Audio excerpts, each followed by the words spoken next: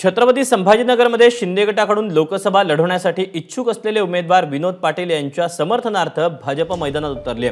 नगरसेवक भाजप विनोद पाटील यांना संभाजीनगरमधून तिकीट देण्यात यावं अशी आता मागणी जोर धरू लागली आहे। त्यामुळे शिवसेनेच्या इतर इच्छुक उमेदवारांना भाजपचा विरोध आहे का असा सवाल उपस्थित होतोय।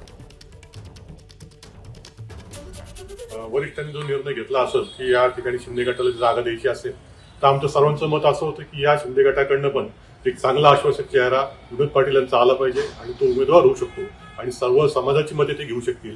आणि आम्हाला जे वाटतं की मोदी साहेबांना जे आपल्याला पाठिंबा द्यायचा आहे आणि मोदी साहेबाला जे मतदान आम्हाला करायचं आहे ते विनोद भैयाच्या स्वरूपाने आम्ही मतदान नागरिकांच्या वतीने करू शकतो। वाडावाडात आणि चर्चेमध्ये विनोद भैयाचं नाव येतंय, त्याच्यामुळे विनोद भैयाला शिंदे गटाकडनं ती उमेदवार दिली गेली पाहिजे असा विषय घेऊन आम्ही नागरिकांच्या वतीने आज शहराध्यक्षाला भेटलो। शहराध्यक्षांनी सगळं आमचं ऐकूनही घेतलं। आता बघूयात काय होईल, पण आमचं सगळ्यांचं म्हणणं जे होतं आम्ही ते मांडलेलं आहे। आता जे वरिष्ठ निर्णय घेतील त्याच्यावर आम्ही सहमत होतो। एबीपी माझा, उघडा डोळे बघा नीट।